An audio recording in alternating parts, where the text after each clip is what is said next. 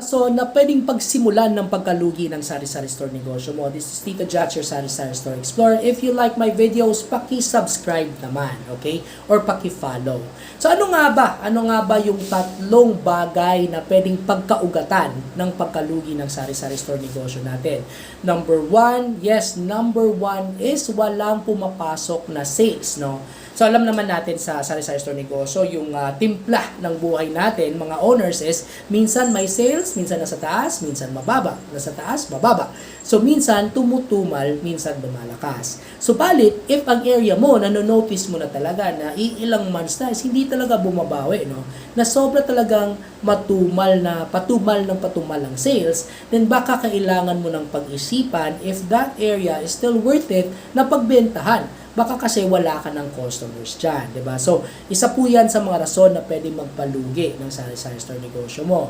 Sad to say, pero medyo hindi siya controllable, no? Kasi kahit ano pa yung gawin mo, if matumal talaga sa area, is matumal talaga. Pwede kang mag-try by offering other offerings, no? Like, sabihin natin, food cart, or kung ano ba yung pwede dyan, mga food snack bar sa area mo.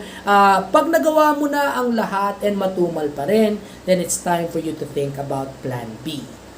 Alright, so numero 2 or pangalawang rason na pwedeng maging ugat ng pagkalugi ng sari-sari store negosyo mo is of course, ano nga ba yung pangalawang rason natin? Masyado tayong galante. Okay, so masyado tayong galante.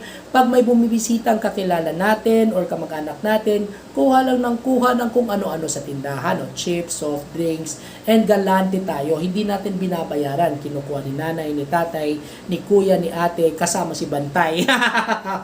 So kuha ng tayo, hindi mo nagro-rolling yung pera kasi hindi natin binabayaran. So wala na tayong pamili ng stocks. If wala tayong pamili ng stocks, wala tayong maibibenta, yung mga regular customers natin is pupunta sa iba. Kasi nga, marami na silang option nowadays. Sobra na tayo sa 1.1 million mga sari-sari store negosyo sa Pilipinas, di ba? Dumagdag ka pa. So, kailangan wag tayong galante. Kasama na rin dyan yung pautang, no? Yung hindi natin tinitingnan. If kakayanin ba nilang magbayad? May kapasidad ba silang magbayad sa utang na iuutangin nila? Pautang lang tayo ng unlimited, di ba? So, wala tayong limit when it comes to time period kung kailan sila dapat magbayad ng utang nila. And yung amount, kailangan nasiset natin yung limit pag magpapautang tayo. Now, for example, 400 lang sa ganitong linggo. If hindi nabayaran yan, then hindi ka pwede mag-utang ulit, diba? Minsan kasi akala natin, samyupsal no? Yung tindahan natin. So, unlimited. Hindi po tayo Korean barbecue, okay guys? Sari-sari store negosyo tayo. Pag walang bumabalik na pera sa atin, mahihirapan tayo mag-secure ng inventory, mawawalan tayo ng customer. And numero 3 or pangatlong rason is sobrang mahal ng bayarin or overhead expenses. So ano-ano ba ito? Pwede yung rent mo. Sa rent kasi sinasabi ng mga retail business studies na dapat pag retail business nasa 5 to 7% lang ng average expected monthly sales mo yung rent mo. Pag sumobra na dyan, then mahihirapan ka mag-cope up sa overhead expenses na naka-allot sa rent. So, yung pera pumupunta sa iyo, yung gross profit mo, binabayad mo lang din yung pera na yon sa landlady mo or sa landlord mo. So, sila yung yumayaman, no? Ikaw yung nalulugi. Pependingnan mo yun yung kuryente mo. Kailangan nasa minimal lang yung kuryente. And especially yung tubig. Kasi hindi ka naman masyadong gumagamit ng tubig sa tindahan.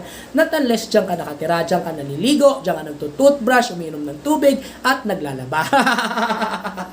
Diba? So, pag hindi naman, kailangan nasa 150, 200, max na yun diba?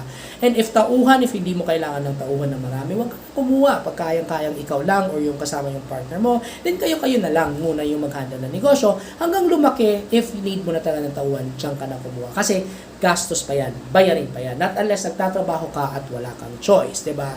So these are the 3 things na dapat mong tingnan. Kung medyo nakikita mo, medyo palugi na yung tindahan mo upang magkaroon ka ng waste, upang bumangon ulit. Alright, I hope you learned something and have a good day.